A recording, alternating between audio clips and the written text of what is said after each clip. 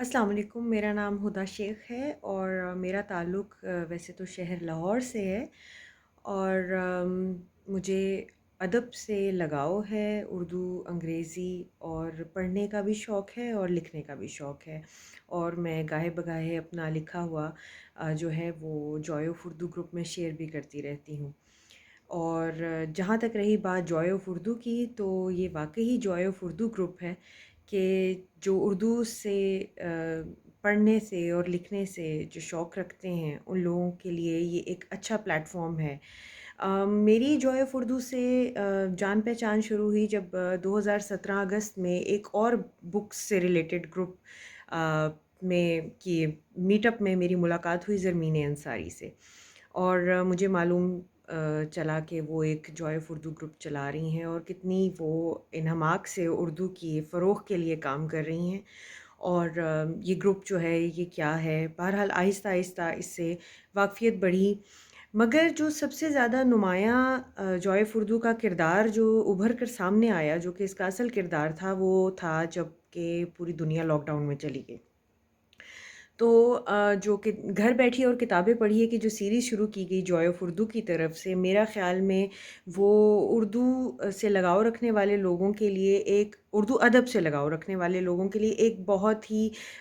کیا کہنا چاہیے، ایک بہت ہی ہیلدی ایکٹیویٹی تھی، جس کی وجہ سے لاک ڈاؤن بھی گزر گیا، لوگ گھر میں بھی تھے، تو انہیں معلوم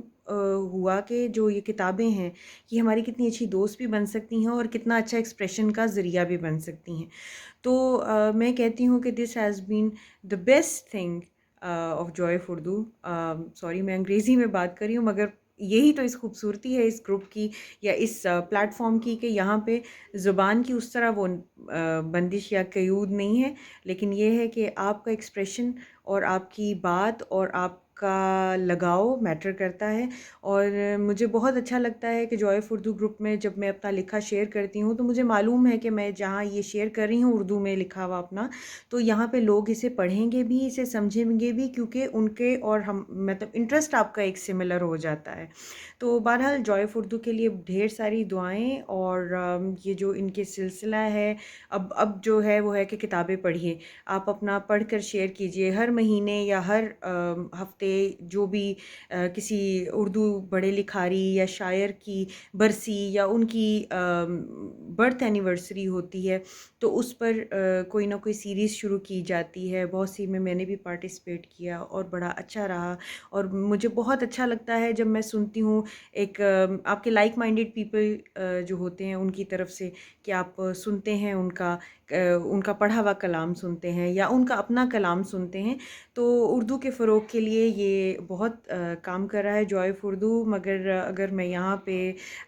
ڈاکٹر سیدہ عارفہ زہرا کا نام نہ لوں تو میرا خیال میں جوائے آف اردو کی جو پلیٹ فارم ہے وہ ان کے بغیر بالکل نامکمل ہے۔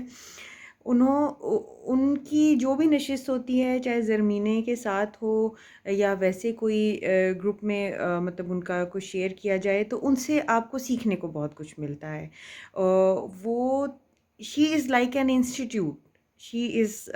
لائک این انسٹیٹیوٹ، ماشاء اللہ، may Allah bless her with a longer and healthier life۔ آپ ان کو سنتے ہیں تو آپ کو بہت کچھ سیکھنے کو ملتا ہے۔ اور یہاں پہ میں ایک اور زرمین انصاری کا جو حماقتیں والی سیریز ہے اس کے بارے میں ذکر کرنا چاہوں گی، کہ اس سے بڑی ڈھارس ملتی ہے